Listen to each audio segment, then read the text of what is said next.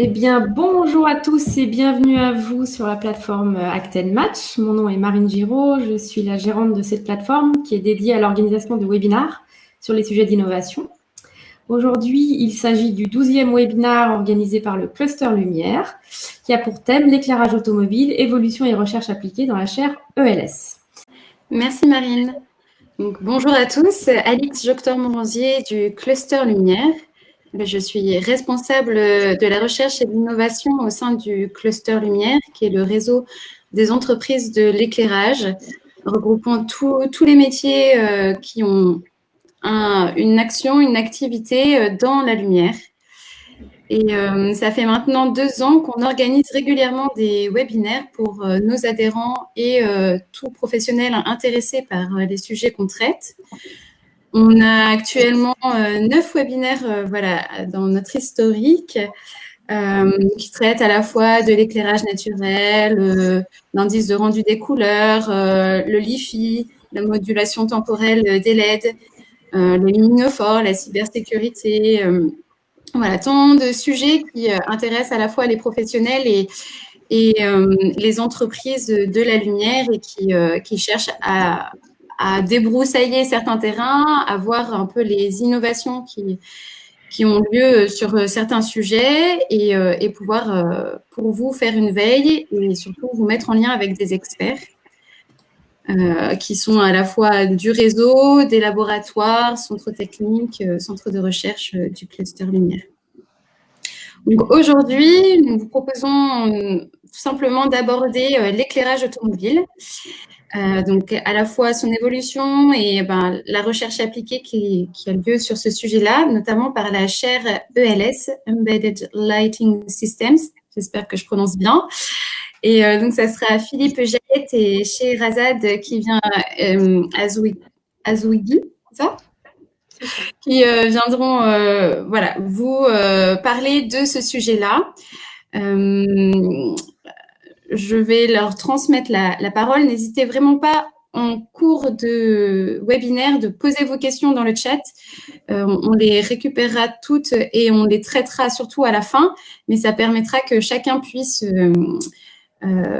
avoir la réponse à leurs questions. Voilà. Merci à tous.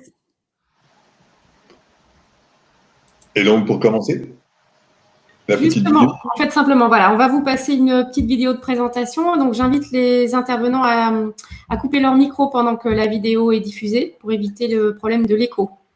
Et donc, je vais lancer la vidéo.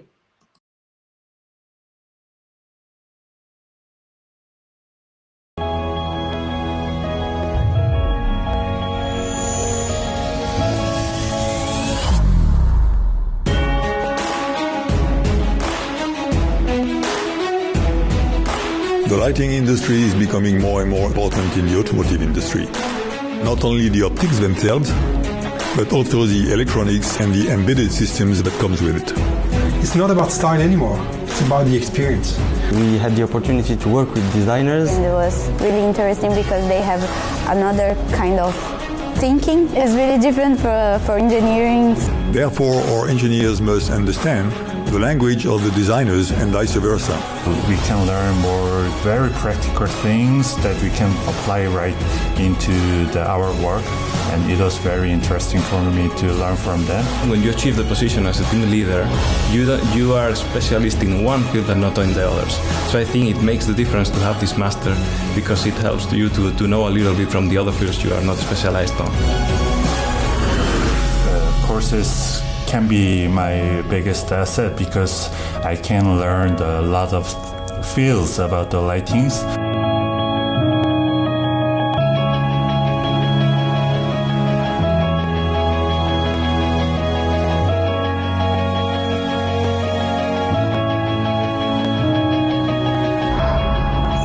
In the nearest future, I want to be a project manager in automotive lighting. If you want to work in this field, it's the best course you can do because you can learn about optics, about mechanics, and about design. If you are passionate by cars and if you have passion for beautiful objects, then those courses are made for you.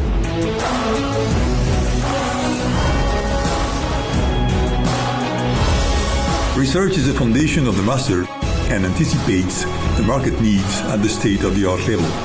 It's a key competitive advantage in a fast-changing environment. So you can see that only in a couple of years, most of the cars had halogen headlamps, then came the HID, then came the LEDs and the laser, and it's going faster and faster. If you want to remain one step ahead, join ELS.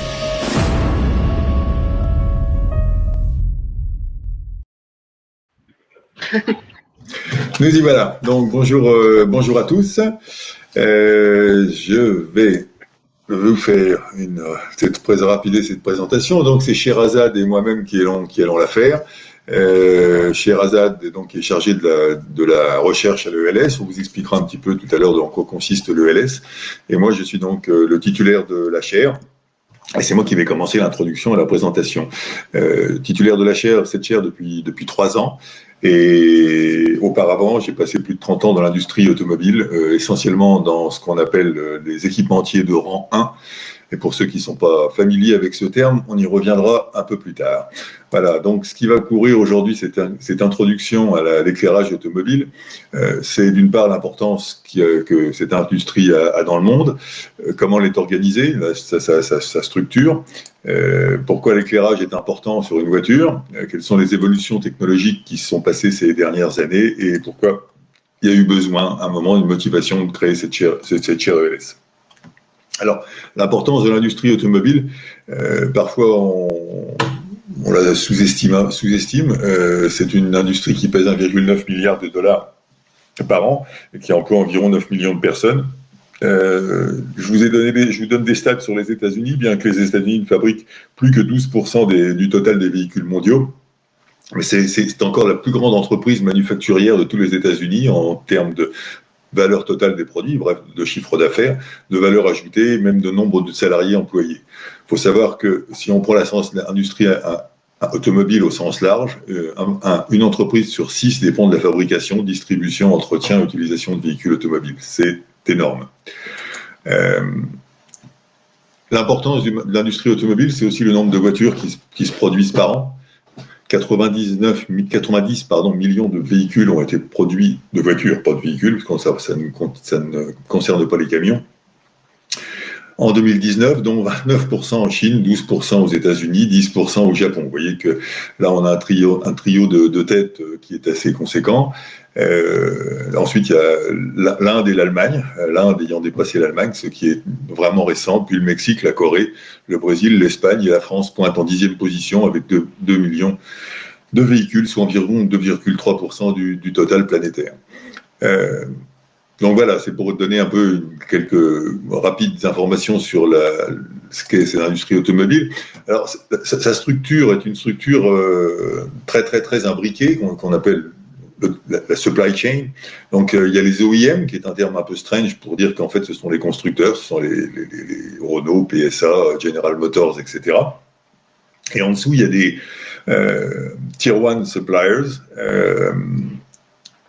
c'est ce qu'on appelle les équipementiers de rang 1, de rang 2, de rang 3 ou de rang plus.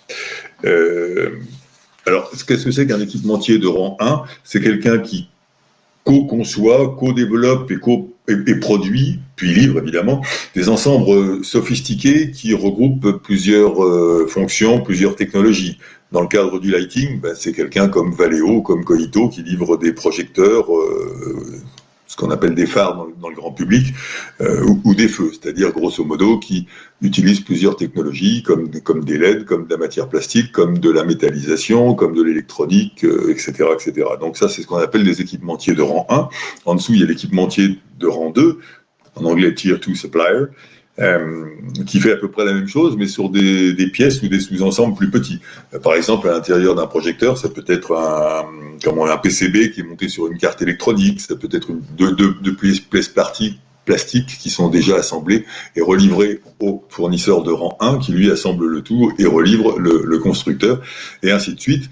Et au niveau de ce qu'on appelle des rangs 2, des rangs 3 et plus, on retrouve des gens qui sont aussi extraordinairement importants, qui sont par exemple les producteurs de LED, les producteurs de PCB, les producteurs de matières plastiques, etc., qui sont spécifiques. Voilà, donc c'est grosso modo comme ça. Et quand je dis que c'est très imbriqué, c'est qu'effectivement, l'OEM passe ses commandes au tier 1, mais au rang 1, pardon, mais contrôle ses rangs 2, les rangs 2 de son fournisseur 1, etc., etc. Donc c'est vraiment une filière très, très, très imbriquée. Donc on retrouve le classement des principaux constructeurs planétaires. Alors on trouve dans les deux premiers, Toyota et Volkswagen. Je crois que les chiffres que je vous affiche sont ceux de 2018. Je pense que en 2019, Volkswagen est repassé devant à quelques dizaines de milliers de véhicules. Bon, bref, les deux, Toyota et Volkswagen, se bagarrent en tête depuis quelques années à 10 millions et quelques de véhicules. Pour savoir qui sera le premier, mais enfin, grosso modo, ce sont les deux qui dominent. Par contre, vous remarquerez qu'effectivement, on parle souvent de Renault-Nissan, qui fait partie aussi du club des 10 millions. Alors, Renault-Nissan, et surtout depuis qu'il y a Mitsubishi, n'en fait pas partie, parce que Renault et Nissan, c'est des sociétés qui sont séparées juridiquement. Et donc, pour avoir le total de Renault, Nissan, Mitsubishi, faut additionner les volumes de Nissan, de Renault et de Mitsubishi. Et là, on arrive effectivement à 10 millions de véhicules. À remarquer aussi que Fiat Chrysler, qui est le 8e ici, et PSA, qui est le 10e, et puis si on rajoute le fait que PSA a depuis consolidé des véhicules de General Motors Europe, c'est-à-dire Opel, on arrive aussi à un constructeur qui fait 8 millions de véhicules, et donc qui prendrait immédiatement la 3e ou 4e place ici, quoi. Donc, grosso modo, on voit un peu la nationalité de ces constructeurs, et on voit pointer dès la 12e place un Chinois, et à la 15e place un autre Chinois. Alors, il y a peut-être quelque chose qui va vous paraître bizarre, enfin moi je sais que c'est quelque chose qui m'avait frappé au début, c'est pour classer les constructeurs, on parle de nombre de voitures, et en produite, on parle jamais de chiffre d'affaires. C'est assez curieux, parce qu'effectivement, si on prend le premier en chiffre d'affaires, aujourd'hui c'est Daimler. Mais c'est toujours ce classement en interne de la profession est toujours donné en nombre de voitures. Alors une des raisons, c'est que les fournisseurs qui sont en dessous ont besoin de volume et de quantité pour pouvoir amortir leurs frais de développement, et que grosso modo, fournir la BMW série 7 ou la Daimler série S, c'est plutôt une purge plutôt qu'un cadeau, quoi. Donc, grosso modo, ils préfèrent livrer, je ne sais pas moi, la Volkswagen, la Golf fait partie des véhicules les plus convoités des fournisseurs, parce qu'on sait qu'on va en vendre environ 3500 par jour. Donc, ça présente un intérêt exceptionnel, alors que des Chrysler, des Daimler classe S, si c'est 3500 par mois, c'est déjà beaucoup, quoi. Donc, c'est pas tout à fait pareil. Donc, voilà pourquoi on a cette bizarrerie de continuer de parler de nombre de véhicules et pas uniquement de chiffre d'affaires. Alors, on parlait tout à l'heure des équipementiers de rang 1. On retrouve d'une structure à peu près similaire, avec beaucoup d'Allemands, de Japonais, des Américains, des Coréens. Et puis, en place 9 et 10, on voit deux Français, Valeo et Forestia. Dans le domaine du lighting, de l'éclairage, on voit qu'il y a 5 sociétés qui se partagent le marché. Koito qui est japonais, Stanley aussi d'ailleurs, mais Koito est le fournisseur entre guillemets maison du groupe Toyota, ce qui explique en partie sa place de numéro 1. Valeo en numéro 2, Automotive Lighting qui est on va dire italien en train de devenir américain. Et là, un Allemand. Voilà. Donc, grosso modo, voilà la structure des principaux fournisseurs de domaine éclairage automobile. Alors, pourquoi l'éclairage est important dans l'automobile? Parce que vous allez me dire, voilà. Alors, quelles sont les fonctions d'éclairage automobile? Alors, on va commencer par le bas. C'est les contraintes. Au milieu des fonctions, c'est des contraintes de coût, que ce soit le coût initial, le coût de ce qu'on appelle le total cost of ownership, c'est-à-dire que, grosso modo, quand vous achetez une Renault, elle va vous coûter certes moins cher qu'une Mercedes, mais quand vous revendez la Mercedes, vous allez la vendre plus cher que la Renault, et donc il y a un vrai calcul sur les, on va dire, 80 000 km que vous avez fait avec votre voiture pour savoir quel est le deux est plus rentable, si on ajoute ça au kilomètre. Bon, il y a ensuite les domaines de qualité, évidemment, plus personne n'accepte de tomber en panne sur ça dans sa voiture, que ce soit à 0 km ou pendant les 2 ou 3 ans de garantie que vous pouvez avoir. Et puis il y a toutes ces contraintes d'intégration, parce que c'est pas le tout de faire un beau projecteur ou un beau feu, mais encore faut-il le mettre dans la voiture, de manière à ce qu'il soit suffisamment compact, parce qu'il n'y a pas beaucoup de place, que grosso modo les lignes soient bien assorties avec celles du véhicule, etc., etc. Mais celles que nous on voit, bien sûr, c'est des fonctions plus valorisantes, celle de la sécurité, bien sûr, hein, c'est pour ça que ça a été inventé au départ. Maintenant, de plus en plus, celle de confort, mais celle qui domine de plus en plus depuis quelques années, c'est évidemment celle de design. Alors, pourquoi c'est le cas? C'est que le véhicule, qui était initialement prévu pour se déplacer, est devenu un outil de reconnaissance statutaire sociale. Donc, dans un premier temps, c'était celui qui avait le plus gros moteur, mais ce sont des critères qui sont de moins en moins, entre guillemets, populaires, sauf en Allemagne et aux États-Unis, bien sûr. Enfin, bien sûr, je ne sais pas si c'est bien sûr, mais enfin, en tout cas, à part aux États-Unis, où ils continuent de fabriquer des voitures à des 5 litres, 6 litres, 7 litres de cylindrée, et en Allemagne, bon, beaucoup plus petit, mais quand même relativement important et puissant. Dans le reste du monde, finalement, les moteurs sont de moins en moins gros, et le transfert s'est fait vers le look, finalement. Et alors, c'est comme ça que finalement la partie design prend de plus en plus d'importance, et le style, mais s'il avait commencé même depuis les années 50, comme on le voit ici, on aime ou on n'aime pas, mais enfin, en tout cas, voilà, on voit qu'il y a des designers qui se sont occupés de la chose, n'est-ce pas? Mais surtout, le tournant en termes d'éclairage récent, c'est 2011, à partir du moment où les constructeurs ont été obligés légalement d'intégrer un DRL. Alors, le DRL, c'est le Day Running Light, c'est-à-dire c'est une espèce de veilleuse, entre guillemets, qui doit être allumée jour et nuit. Et donc, le changement significatif, c'est que de nuit, évidemment, jusqu'à présent, les phares, les projecteurs, les feux arrière, tout ça, ça se voyait bien de nuit, mais pas tellement de jour. Or, à partir de là, on a une signature lumineuse, qu'on peut voir dès la journée, et qui a été la signature lumineuse de chaque marque. Les deux pionniers étant BMW avec ce qu'ils ont appelé leur Angel Eyes, c'est-à-dire cette espèce de cercle qui entoure les feux. Bon, maintenant, ils sont un peu plus de forme un peu plus carrée, mais au départ, ils étaient complètement ronds. Et Audi, qui a été aussi l'un des premiers à lancer cette espèce de regard que tout le monde reconnaît quand on a un véhicule de cette marque-là dans son rétroviseur. Alors, donc, pour en arriver là, il y a eu pas mal d'évolutions technologiques. Alors, on va essayer de ne pas rentrer dans... Enfin, c'est pas on va essayer, on n'a pas le temps de rentrer dans les détails de la technologie. Néanmoins, on voit qu'il y a une accélération. La conclusion de ce tableau, c'est qu'il y a une accélération technologique incroyable au cours des années, hein, parce qu'il faut quand même savoir que la première lampe à tungstène à filament date de 1915, qu'il a fallu attendre 24 pour avoir le bifilament, que l'halogène, où est-il? Il est là, il arrive en 62, que celle qu'on connaît encore, l'halogène à deux, bifilaments, dit H4, celle qu'on peut encore acheter dans une grande surface, date de 69, et elle existe encore aujourd'hui.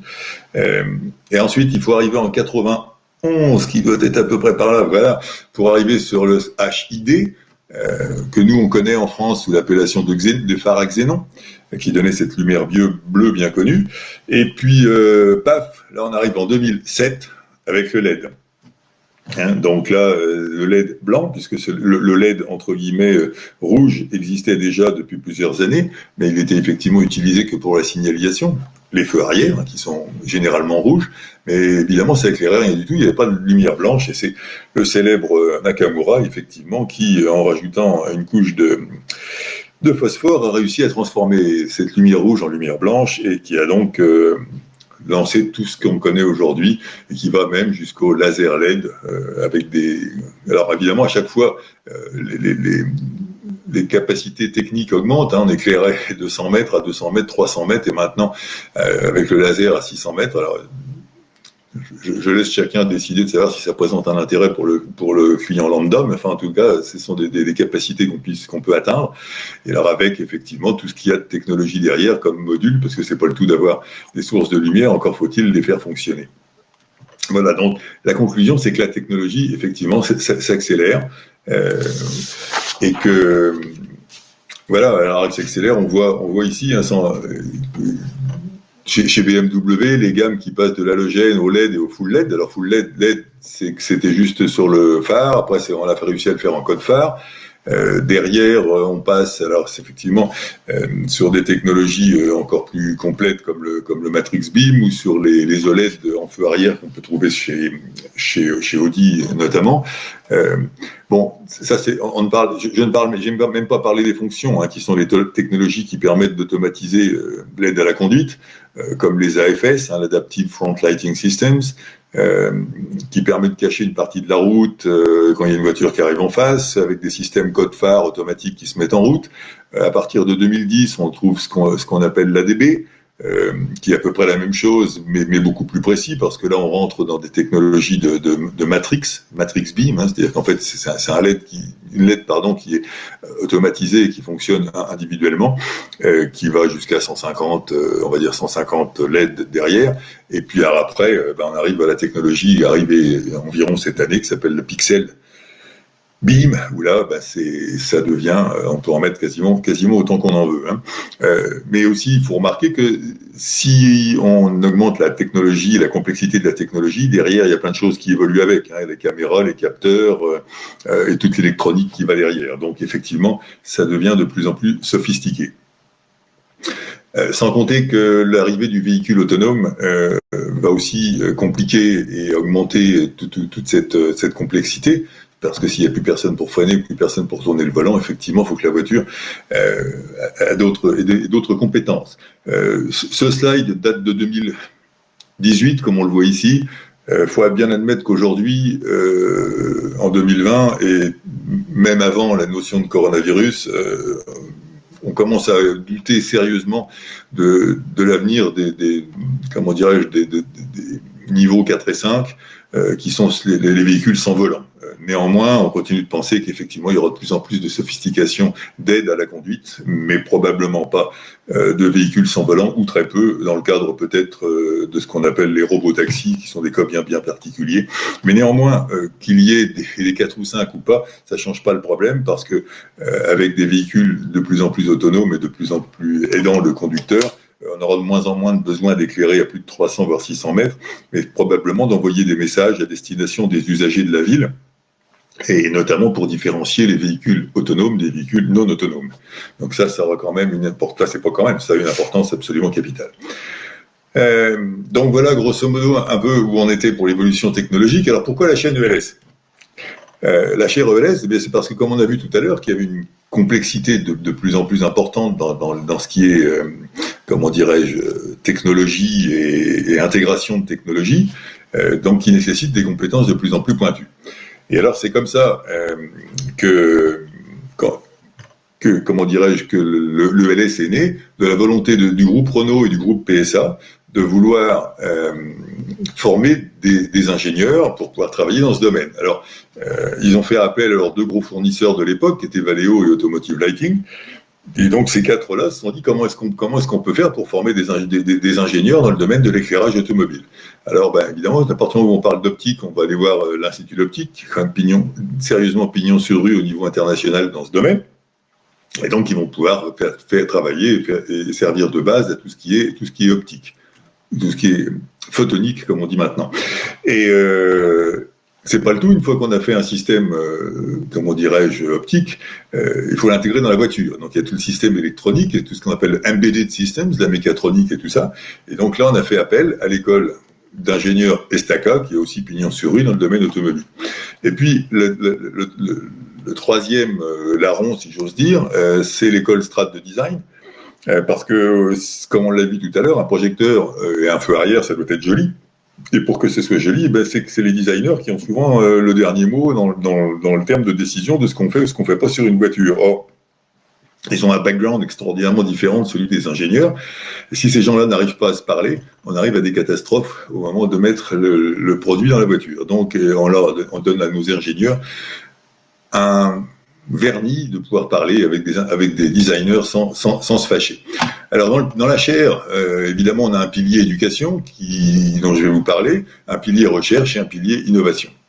Alors, dans la partie éducation, c'est essentiellement notre master, notre post-master, dit master spécialisé, donc qui dure effectivement de 4 mois de septembre à décembre en termes académiques, qui regroupe 13 modules qui sont effectivement décrits là, où il y a des projets transverses, etc.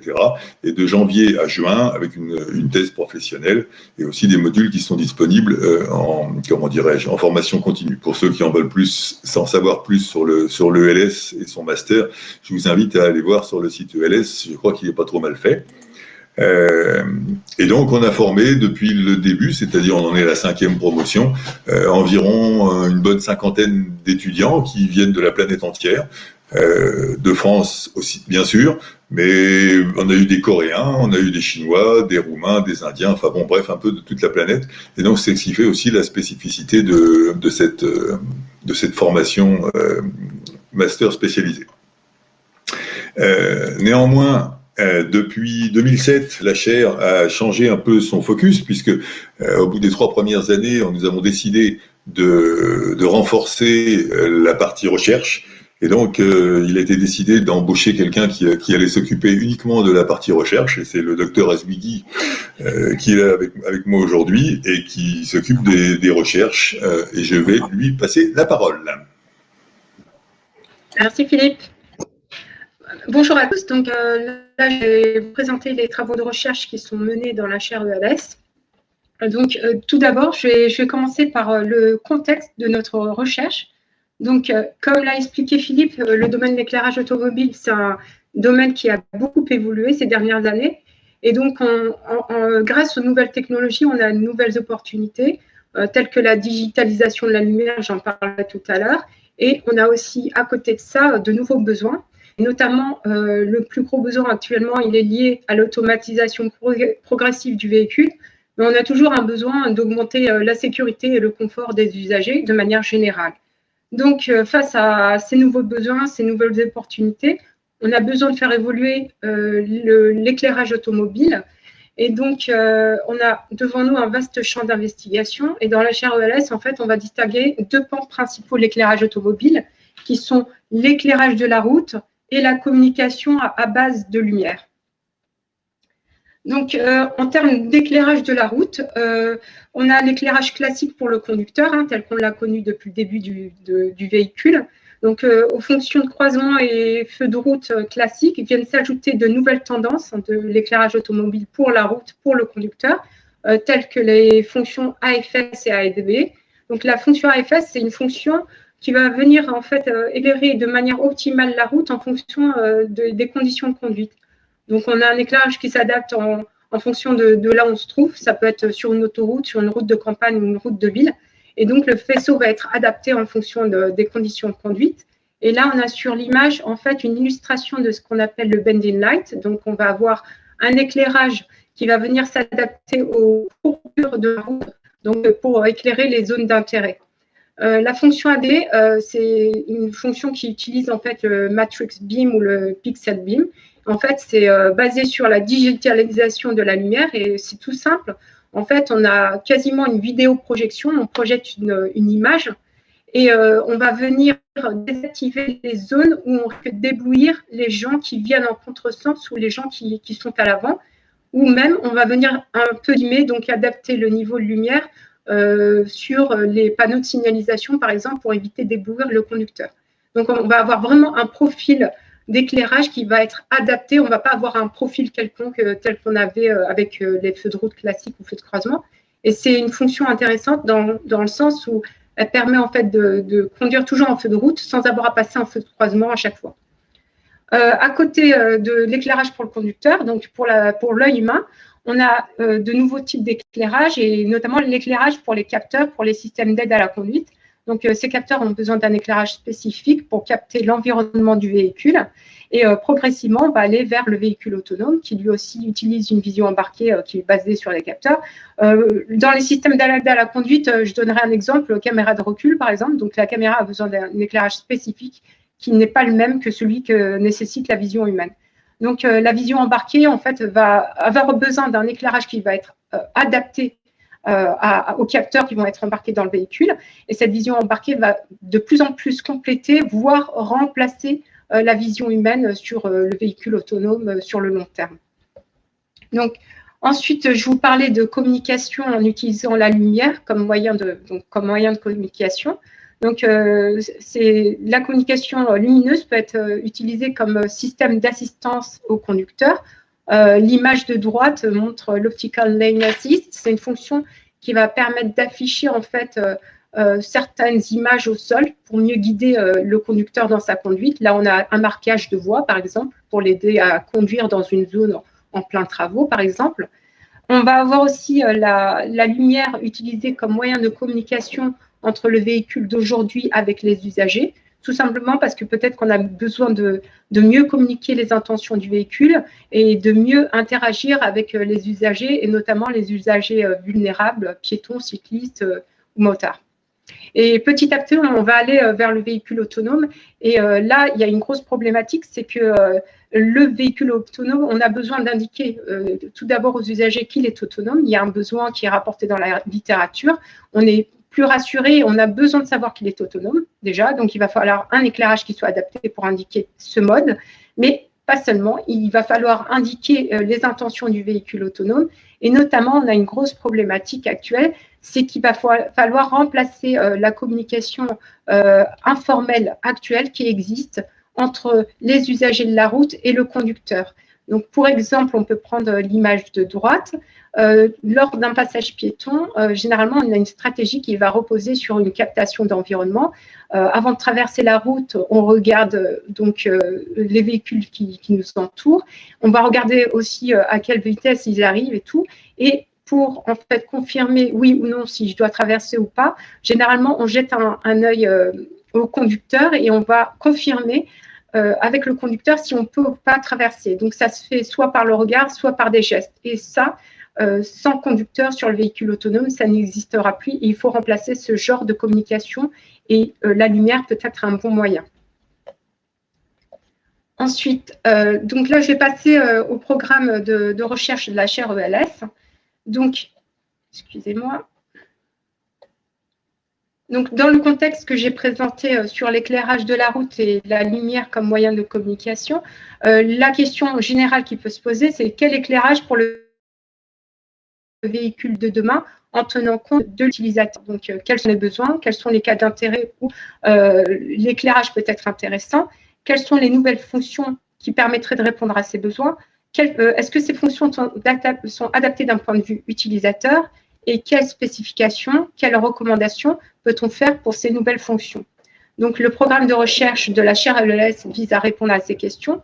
Donc, on mène en fait une recherche académique au sein des écoles, à l'ESTACA, l'Institut d'optique et à Strat, une recherche qui est très orientée donc, vers l'industrie avec des besoins qui nous sont rapportés par nos partenaires, bien sûr, et par la communauté de l'éclairage automobile. Et c'est un programme de recherche qu'on mène en étroite collaboration avec des instituts de recherche internationaux tels que le KIT, qui est l'Institut technologique de Karlsruhe en Allemagne. Et ce qu'on vise à faire, c'est en fait de pouvoir contribuer à une définition neutre et standardisée des nouvelles fonctions de l'éclairage automobile et pouvoir contribuer aussi à une réglementation de l'éclairage automobile qui soit simple et harmonisée dans le monde. Donc, notre motivation première, c'est de définir une communication lumineuse basée sur des signaux appropriés, et ce, pour arriver à un gain réel en sécurité. Donc, les mots-clés, c'est vraiment sécurité, confort, et j'expliquerai aussi plus tard notre approche. Donc, au départ, on doit étudier les besoins et les cas d'usage d'intérêt. Où est-ce qu'on doit mettre en place ce type de communication? Pourquoi faire? Quels sont les messages à communiquer et à qui? On doit aussi étudier la pertinence et l'impact de ces nouvelles fonctions. Est-ce qu'il y a un vrai impact en termes de sécurité ou peut-il y avoir un risque que ça ne soit pas compris, par exemple? Donc, on doit définir aussi les signaux qui sont appropriés, donc déjà en termes d'apparence, de forme, tout simplement de design, pour avoir quelque chose qui soit compréhensif, qui soit intuitif. On veut une interprétation qui soit correcte, sans confusion, sans ambiguïté. Donc, en fait, on vise à définir en fait un langage qui soit standard et universel. Il nous faut aussi, et peut-être que c'est un des points les plus importants dans la chaire, c'est de définir des signaux qui soient appropriés en termes de caractéristiques photométriques. Donc, parce que avant d'être compris, un signal doit être bien vu, bien perçu. Et donc, il y a deux phases qui interviennent. Il y a la détection du signal lumineux, il y a aussi la reconnaissance de la forme, qu'on puisse bien distinguer la forme pour qu'elle soit ensuite bien comprise. Donc, notre approche, je l'ai expliqué, donc la question c'est quel éclairage pour le véhicule de demain en tenant compte de l'utilisateur? Oui, parce que l'éclairage d'aujourd'hui interagit avec l'usager de la route et pas que le conducteur. Donc, on a une approche très centrée utilisateur dans la chaire ELS. Et pour nous, réaliser une nouvelle fonction d'éclairage automobile qui puisse interagir avec les usagers de manière efficace, il faut tenir compte de l'usager dans la boucle, donc tenir compte de l'utilisateur dans la phase de conception, mais pas que, aussi dans la phase d'évaluation. Et en fait, on vise ainsi à concevoir des fonctions qui soient bien perçues, bien interprétées, qui permettent de prendre conscience de la situation et qui soient bien acceptées aussi, parce que l'acceptabilité d'un système va faire que oui ou non, ça sera appliqué ou pas à l'avenir, parce qu'un système qui n'est pas accepté ne sera pas mis en place au niveau de l'automobile. Donc, je vais vous présenter maintenant notre activité de recherche principale qui porte sur les projections lumineuses au sol. Donc, qu'est-ce qu'une projection au sol? C'est tout simplement de la lumière qu'on projette au sol pour indiquer un message et pour faire passer un message aux usagers de la route, que ce soit le conducteur ou les autres usagers de la route. Donc, l'historique de cette activité de recherche, c'est en fait une étude qui nous a été commandée par le GTB. Qu'est-ce que le GTB? C'est le groupe de travail de Bruxelles. C'est tout simplement un groupe d'experts de l'éclairage automobile. Donc, ce groupe nous a demandé de mener une étude sur les road projections, donc les projections au sol. Et en fait, tout simplement parce que ces projections pourraient apporter un gain en sécurité, mais il faut le démontrer, il faut vérifier que c'est vrai. Et forcément, ça va dépendre des cas d'usage, des situations. Donc, on nous a demandé d'évaluer ce genre de projection au sol. Et c'est une étude qu'on fait indépendamment de la technologie parce qu'on vise à faire des conclusions qui ne soient pas dépendantes ni de la techno ni de l'industriel. Donc, on vise à faire une recherche qui soit neutre et indépendante de la technologie. Donc, voici en fait une représentation du cas d'intérêt, du cas d'usage qu'on nous a demandé de traiter. Donc, en fait, ici, il s'agit de projeter au sol une forme lumineuse pour indiquer qu'un véhicule sort de sa place de parking, en plus des feux de recul. Donc là, on a une flèche, ça pourrait être autre chose. Donc, on a une flèche qui est projetée au sol pour indiquer aux autres usagers, que ce soit conducteur ou autre, que la voiture sort de sa place de parking. Donc, la question générale qui a été posée, c'est quel est l'impact en termes de sécurité de ce genre de projection lumineuse au sol. Donc, ce qui nous a été demandé dans la chaire ELS, c'est de faire des tests réels et non en réalité virtuelle, donc des tests sur terrain, sur des sujets humains, donc conducteurs, cyclistes ou piétons, donc ça veut dire aussi sur des usagers vulnérables. Et c'est une étude que nous avons menée avec le KIT, l'Institut technologique de Karlsruhe, du moins sur le design des tests. Voilà, donc je passerai rapidement sur le contenu de cette étude. Donc, c'est une étude que nous avons menée comme des tests d'usage avec une approche centrée utilisateur en mars 2019 dans un parking souterrain. Donc, c'est un environnement contrôlé où on a demandé au sujet de soit conduire une voiture, faire du vélo ou marcher. Et donc, on a présenté la projection au sol et pour voir un peu les réactions, la compréhension qu'on pouvait en avoir, la perception aussi. Et on a comparé ça avec ce qui existe actuellement pour indiquer qu'une voiture sort de sa place de parking, c'est-à-dire les feux de recul. Donc, on a fait 2 tests. Chaque personne a fait 2 tests. D'abord, elle passe une fois en ce qu'on appelle naïf, parce que la personne n'a jamais vu ce type de projection, au moins pour ce cas d'usage. Et ensuite, lors du 2e test, elle passe en expérimenté, parce qu'elle l'a déjà vu en test 1. et ça nous permet un peu de voir l'effet d'apprentissage. Donc là, on a une visualisation du parking où ça a été réalisé et surtout la triple flèche au sol qui a été projetée, en plus des feux de recul qu'on voit là sur la droite. Donc ici, on a eu 2 véhicules que nous avons équipés nous-mêmes pour justement pour avoir une étude neutre et indépendante de la techno. Et on a 2 véhicules pour éviter les biais d'apprentissage. Par exemple, si on a vu la première fois un feu de recul, on peut s'attendre à ce qu'il se passe quelque chose la deuxième fois. Et donc, on veut éviter ces biais-là. C'est pour ça qu'on avait 2 voitures concept.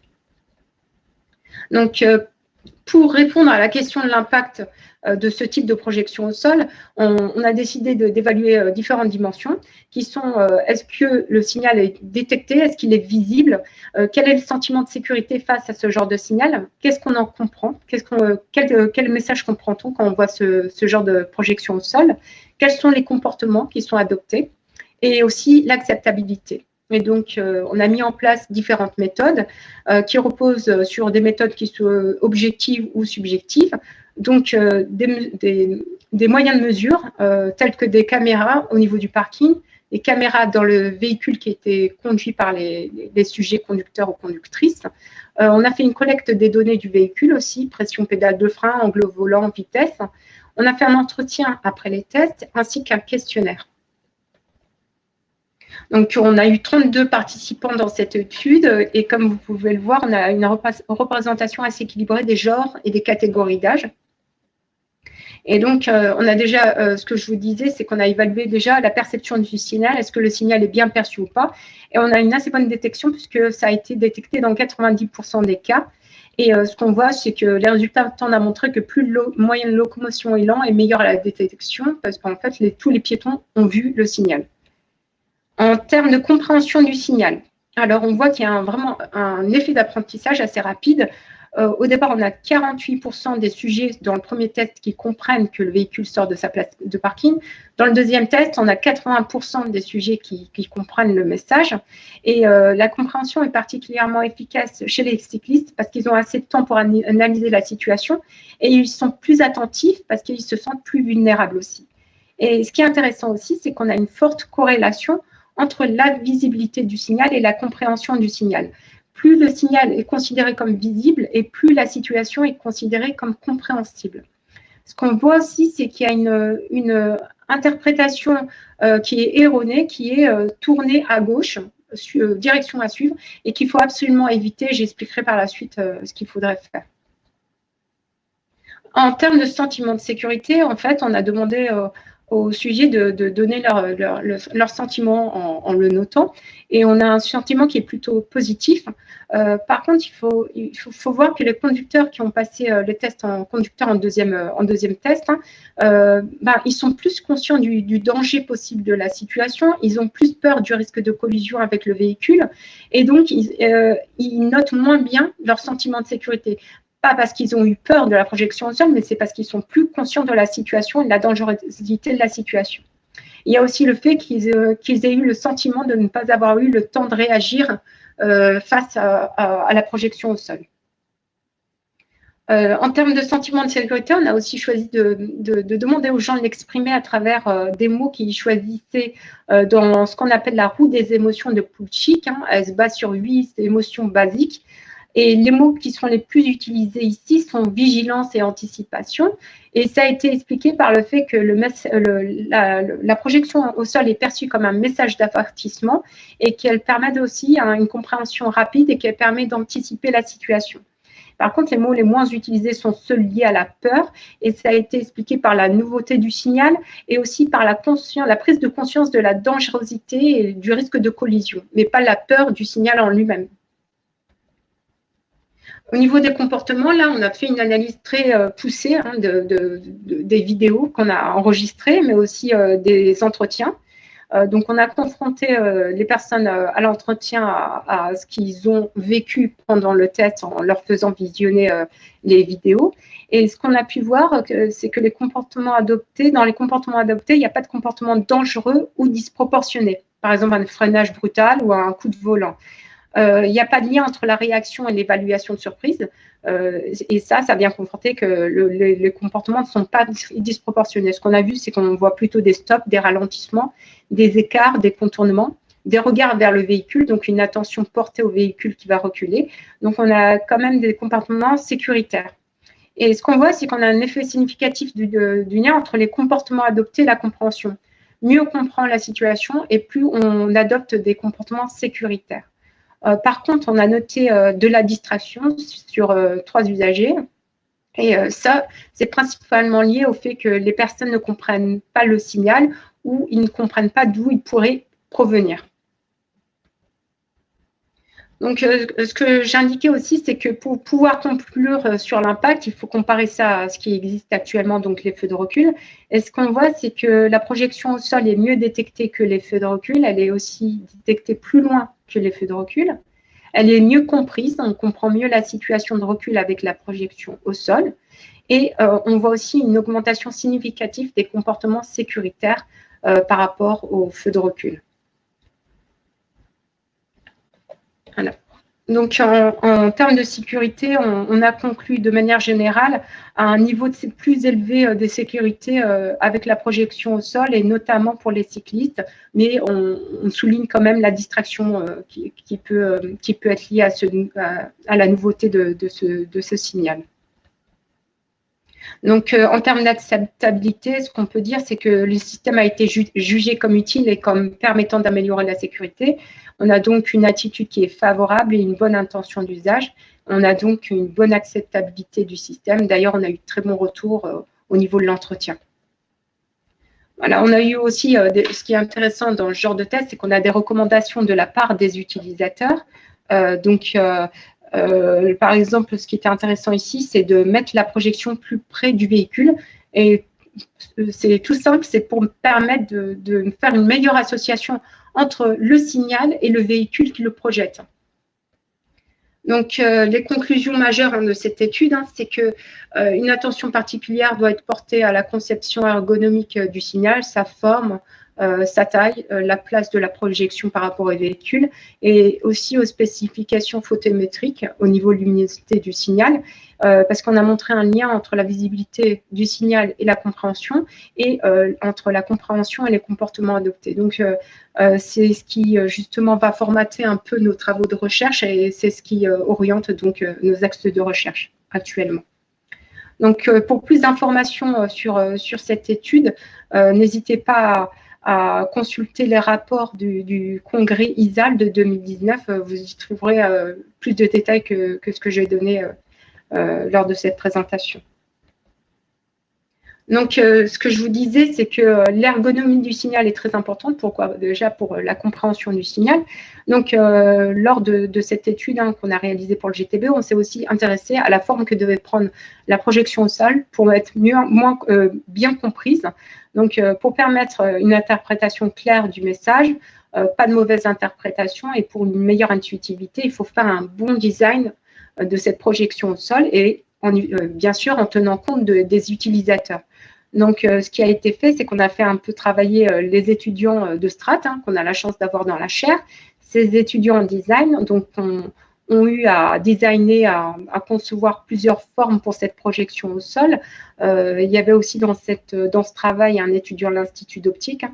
Donc, à partir des formes qui ont été conçues, on a fait des tests à la fois sur un écran, mais aussi en parking, donc en conditions plus réelles, sur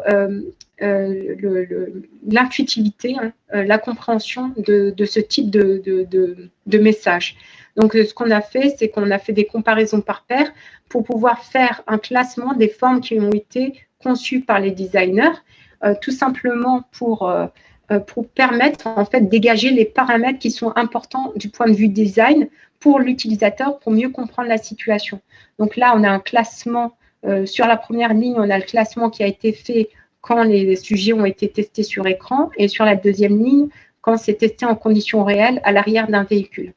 Ce qu'on a pu voir, c'est que, par exemple, certaines couleurs, comme le orange qui est traditionnellement utilisé dans la signalisation automobile, ça peut paraître une bonne idée, mais ça va forcément dépendre des conditions réelles. Et si on n'a pas un bon rendu par le sol, si la couleur orange n'apparaît pas comme orange ou si elle est mal rendue, si on n'a pas un bon rendu de l'aspect de la couleur, et ben on n'a pas le même effet que sur un écran. Donc, c'est des choses dont il faut tenir compte. Ça veut dire que tout ce qui est designé doit être testé même en test réel. On a aussi des paramètres qui sont importants, tels que l'animation. Le fait que ça soit animé ou du moins que ça soit clignotant, ça peut aider à la compréhension d'un message parce qu'on vient apporter plus d'informations dans le signal. Il y a aussi la forme que doit prendre la projection au sol. Et on a vu qu'une forme en type de flèche est mieux comprise qu'une forme circulaire et c'est lié au mouvement de la voiture. Et donc, c'est forcément lié au cas d'usage. Voilà, donc pour plus d'informations, je vous invite à consulter donc, le rapport du congrès Vision qui a eu lieu en 2018. Donc, alors pour finir, je vais présenter les travaux que nous menons sur les caractéristiques photométriques de ce type de projection au sol, toujours sur le même cas d'usage, donc l'indication d'une sortie de place de parking. Nous travaillons sur le niveau de luminosité que devrait avoir ce type de projection au sol pour être mieux détecté. Donc, pour être mieux perçu, donc, dans la perception, je vous ai expliqué qu'il y a deux phases, donc la détection et la reconnaissance. Et le paramètre important ici, c'est le contraste par rapport au sol. Donc, la question, c'est quel est le contraste qui est requis pour une visibilité optimale de la projection au sol, mais dans un contexte donné. Donc, il ne s'agit pas de faire quelque chose sur un écran, mais d'avoir un contexte réel, ici un parking, avec des distracteurs lumineux, comme on peut le voir sur les photos, et donc une scène complexe. Dans cette scène complexe, on n'aura pas forcément le même contraste qui est requis que dans une scène simple. Donc, on tient compte de cet environnement-là. Et ce qu'on fait, c'est qu'on fait des tests sur sujet, là aussi. Donc, on a réalisé des tests sur 60 personnes. Et le but, c'est de dire quel est le contraste qu'il faut pour qu'une projection au sol soit vue à une certaine distance. Donc, on fait marcher les personnes dans le parking et on leur demande de s'arrêter dès qu'elles voient quelque chose au sol. Et une fois qu'elles l'ont vu, on leur demande si elles arrivent à reconnaître la forme du signal. Et si elles n'arrivent pas à reconnaître la forme du signal, on leur demande d'avancer un peu plus et de nous dire à quelle distance elles peuvent mieux reconnaître la forme du signal et bien distinguer que c'est une flèche. Donc, à partir de ça, on peut relever les distances de détection et de reconnaissance en fonction du contraste et donc déterminer le contraste qu'il faut si on veut que la forme soit détectée à une certaine distance. Et c'est des tests qu'on réalise avec différentes dynamiques de la projection au sol. Par exemple, on peut faire ça en statique ou en clignotant et voir l'effet clignotant, ce que ça apporte sur le contraste. Voilà, donc à côté de ça, on a des activités sur le véhicule autonome. C'est une activité qu'on mène à travers deux thèses.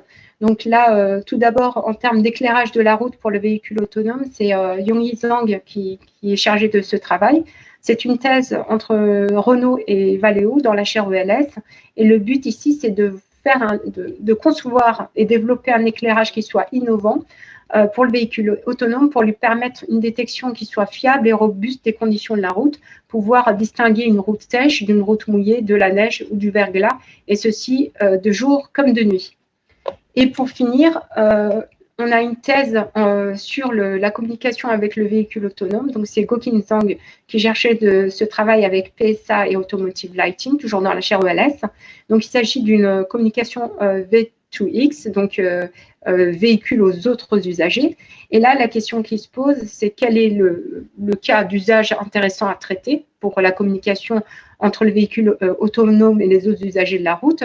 Quel message faut-il communiquer et quel type et quelle forme de signalisation faut-il adopter pour que ce message soit bien compris.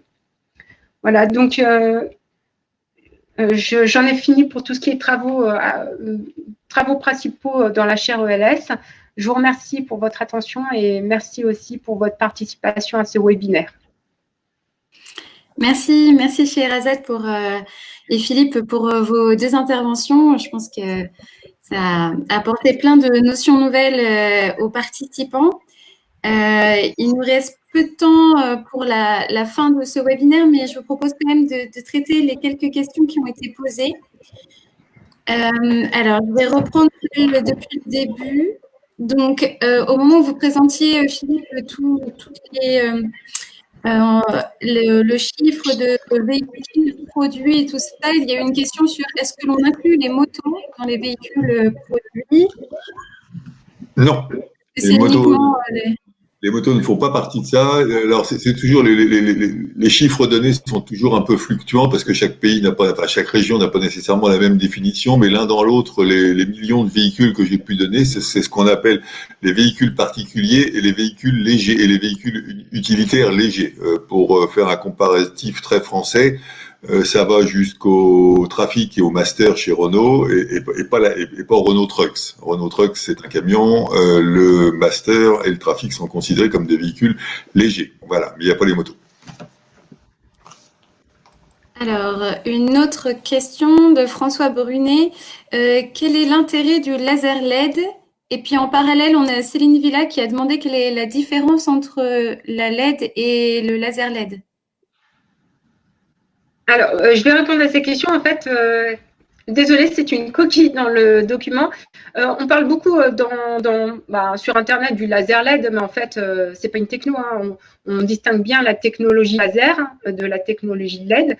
Et on utilise souvent le mot laser LED pour dire que c'est une combinaison des deux. Donc, le LED vient apporter un éclairage, donc un éclairage de base devant. Et pour pointer au loin, on utilise un laser. Donc, c'est pas une techno. Hein. Ouais, merci beaucoup. Ça a bien clarifié les choses. Il y a Christophe Martinson qui pose la question sur tout ce qui est sécurité. Est-ce que les recherches sur la sécurité incluent la sécurité oculaire des piétons et des autres automobilistes? Alors, la recherche dans la chaire ELS ne l'inclut pas pour le moment. Hein. On a commencé il y a 2 ans. Donc, on vise à aller vers ça et on travaille avec certaines personnes peut-être sur ça, sur l'éblouissement, mais ce n'est pas encore le cas. D'accord. Donc, c'est dans la sécurité des personnes. Dans la communauté scientifique, l'éclairage automobile, bien sûr, oui. Oui, effectivement, parce qu'on s'aperçoit que plus l'éclairage est puissant et pertinent, et malheureusement, plus il a des conséquences négatives sur la sécurité oculaire. Donc, effectivement, l'éblouissement fait vraiment partie des sujets de recherche, entre guillemets, à la mode, oui. Une autre question de Mustapha Benzekroufa, pardon, désolé pour avoir écorché votre nom. Nous avons conduit des essais de projection d'images pour alerter les piétons. Nous avons un obstacle de taille puisque le signal lumineux pour les passagers n'est pas visible en milieu de journée. Y a-t-il des solutions? Donc ça rejoint un petit peu ce dont vous parliez. Alors, à ma connaissance, c'est toujours une question d'actualité. Hein. Mais ce que j'ai expliqué, c'est que nous, on s'intéresse peu à la technologie. C'est un choix. On veut rester neutre. Donc, en fait, on a testé des choses en parking. Là, on sait que c'est réalisable. Après, on ne s'intéresse pas à comment le faire, en tout cas pour ce genre d'études, parce qu'on part de l'usager, du besoin. Et ensuite, on fait remonter des spécifications. Et c'est peut-être les équipementiers qui vont résoudre ces problèmes. D'accord.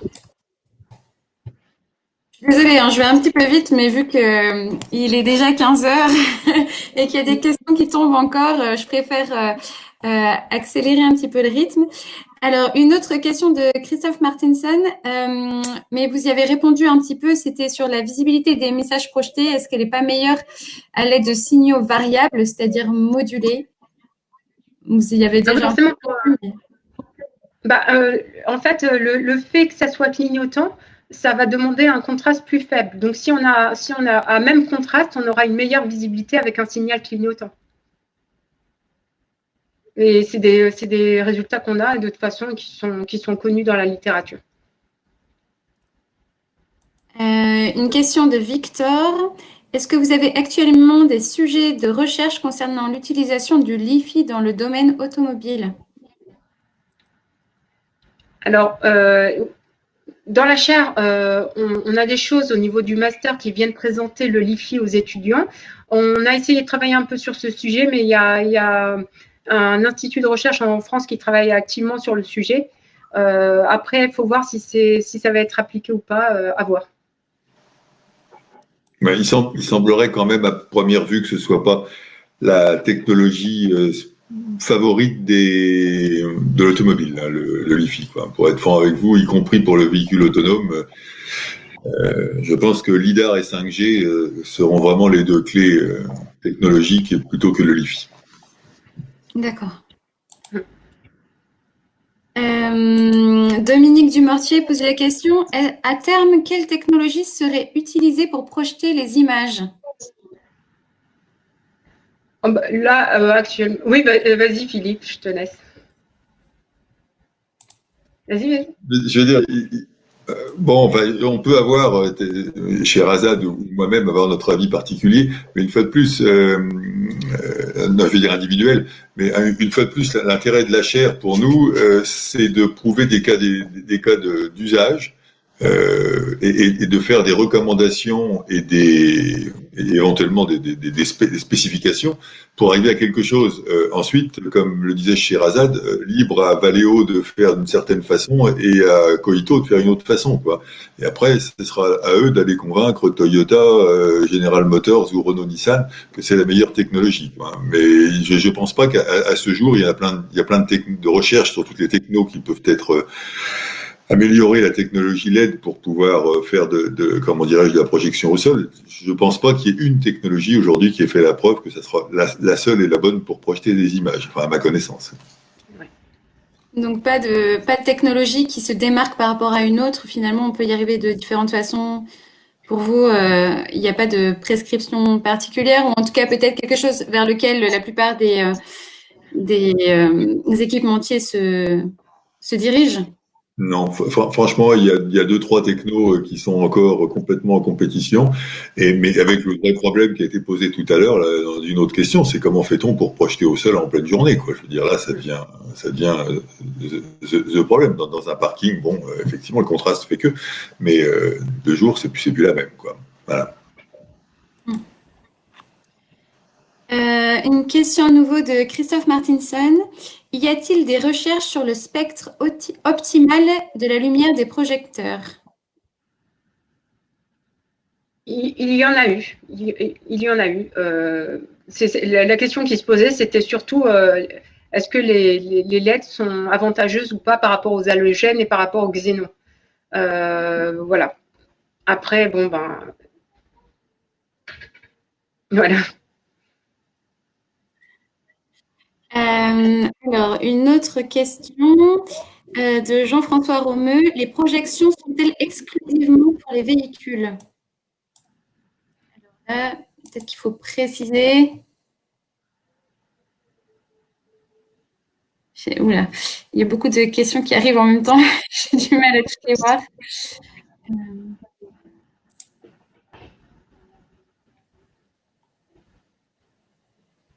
Après, la question, elle est un peu vague, mais ce qu'on voit actuellement, c'est qu'on a des applications, des projections sur des tramways, il me semble, à Bordeaux. Voilà, c'est un moyen de communication qui peut être intéressant, et que ça soit dans le domaine de l'automobile ou pas, et on va voir apparaître. Moi, je pense que dans le cadre de la Smart City, la ville intelligente, on va avoir des projections au sol et pas forcément sur les véhicules. Et on a déjà ça, hein, dans les magasins très connus, hein. Et les gens comprennent assez vite. Une fois qu'ils ont compris d'où ça venait et ce que ça voulait dire, ben, ils comprennent assez vite. Alors, une question de Christophe Martinson. Des recherches sur la gradation dimming. Est-ce qu'il y a des recherches sur la gradation dimming? Actuellement, les fréquences de modulation sont perçues visuellement et donnent des effets de réseau fantôme. Il précise que le dimming est fait par PWM. Oui, mais généralement, on s'adapte justement pour pas avoir de flickering. Donc, je ne pourrais pas répondre précisément à cette question, mais justement, on adapte cette fréquence-là pour que ça ne soit pas perçu visuellement, pour que ça soit que l'œil ne perçoive pas ce genre de modulation. Après, je peux pas vous dire plus sur le sujet, quoi. Mais actuellement, on a du dimming, hein, on en a. Donc, une avant-dernière question de Mustapha Benzekoufa. Est-ce que la chaire se limite aux véhicules légers ou est-ce que les cas d'études s'ouvrent aux véhicules industriels ferroviaires? Philippe, je te laisse répondre. Écoutez, quand vous voyez quels sont les créateurs de la chaire, hein, c'est-à-dire Renault et PSA, ça donne un peu une réponse à la question. Hein, c'est grosso modo des véhicules légers et des véhicules industriels légers aussi. Pour l'instant, étant qu'on aura ces partenaires fondateurs, ça restera beaucoup dans le domaine du véhicule. Maintenant, on ne s'interdit pas de transposer des systèmes, des technologies au ferroviaire. Bon, le ferroviaire, c'est quand même guidé par des rails, quoi. C'est quand même moins. C'est pas un véhicule autonome, quoi. Enfin, voilà. Oui, les problématiques vont pas être les mêmes, mais en termes de lumière, c'est vrai que ça peut peut-être intéresser certaines personnes. Une dernière question, et après on sera obligé de s'arrêter là. Je suis désolée, on a déjà dépassé le timing, mais vu qu'il y en a beaucoup, je pense que ça intéresse du monde. Une dernière question de Philippe Badarou. Vu la performance des systèmes d'éclairage et le risque d'éblouissement si le système de pilotage défaille, avez-vous travaillé sur les modes de défaillance et quels seraient-ils? Ça, c'est une bonne question. Justement, dans l'éclairage automobile, il y a un aspect architecture, donc tout ce qui est sécurité et tout. Et ça, nous, a priori, là, pour le moment, dans la chaire, c'est pas un axe de recherche ni de travail. Et donc, ça relève de la sécurité du véhicule et l'architecture système. Et je pense qu'il y a des systèmes qui gèrent ces défaillances. Et en tout cas, j'espère. Tout à fait. Non, mais là je suis formel. Je sais que François Bedu on en a discuté. Il y a un mode de défaillance prévu dans le cadre de l'architecture totale du véhicule au cas de pilotage des failles, effectivement. Mais lequel, je peux pas. C'est une décision de chaque constructeur de mettre des modes dégradés progressifs au fur et à mesure de défaillance. Sauf si elles deviennent réglementaires, bien sûr.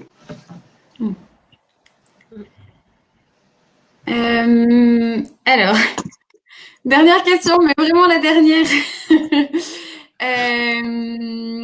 Christophe Martinson demande safe by design, pas certain avec les lasers. C'est peut-être pas une remarque, une question, mais. Ouais. Oui, mais de la même façon, on en avait parlé avec Renault, qui n'a pas équipé en aucun de ses véhicules pour l'instant avec des lasers, parce que c'est pas tout à fait la philosophie du groupe Renault. Mais de la même façon, hein, je veux dire, il vaut mieux, si jamais il y a une panne, il vaut mieux que ça tombe en panne et que ça arrête d'éclairer à 600 mètres plutôt que de la mettre dans la figure du gars en face. Ça c'est clair. Mais de toute façon même, oui, mais même à l'intérieur du système lui-même, hein, au moment où ça passe les différentes couches, s'il y en a une qui se met, parce qu'on a effectivement eu ces questions d'une façon un peu creusée. Je ne sais plus dans quel congrès ça s'était passé, mais oui, il y a effectivement. Alors, c'est pas par design, c'est par mode dégradé, quoi. Si ça se met à tomber en panne, ça passe dans un mode dégradé. Et de toute façon, la sécurité des usagers est prise en compte, évidemment. Bon, Philippe Sherazade, merci beaucoup. Je suis désolée d'avoir pressé sur la fin, mais voilà, on a dépassé de 10 minutes notre horaire. En tout cas, vous voyez que ça suscite beaucoup d'intérêt. Merci beaucoup pour vos deux interventions. Sachez à tous que Marine va vous expliquer comment pouvoir télécharger la présentation là tout de suite. En attendant, je profite de vous de vous dire que donc nous avons ce webinaire sera accessible en replay sur notre chaîne YouTube et sur notre site internet. Donc vous pourrez tout à fait le re-regarder pour vous réimprégner et recomprendre les notions. Et puis nous nous retrouvons la semaine prochaine pour un prochain webinaire sur les OLED qui sera fait par Tony Mindron du CEA Leti. Donc qui aura lieu le 14 avril à 14h. Marine, je te laisse la parole. Oui. Merci beaucoup, Alix. Alors, j'avais fait un petit partage d'écran pour que vous voyez effectivement le webinaire à venir la semaine prochaine. Alors, ce que je vous propose, c'est, si vous le souhaitez, de télécharger les slides dans leur version PDF. Pour cela, vous pouvez vous rendre dans le tableau d'événements. C'est en haut à droite dans l'interface. Si vous cliquez sur votre tableau d'événements, vous allez voir deux onglets. Le premier, c'est Info sur le webinaire. Le deuxième, c'est Fichier partagé. Et là, vous avez la possibilité de télécharger directement la présentation d'aujourd'hui. Donc, on va vous laisser un peu de temps pour télécharger cette présentation. Et puis, effectivement, on vous tiendra au courant quand le replay sera disponible très prochainement. Voilà. Merci à tous pour votre participation active et pour toutes ces questions. Et on se voit la semaine prochaine pour ceux qui seraient intéressés pour le prochain webinaire. Voilà, et s'il reste des questions, je suis à votre disposition. Vous pouvez m'appeler ou m'envoyer un mail. Je pourrais vous mettre en contact avec les intervenants ou d'autres experts de la lumière. Merci à tous. Merci au Cluster Lumière pour son invitation. Merci. Merci beaucoup.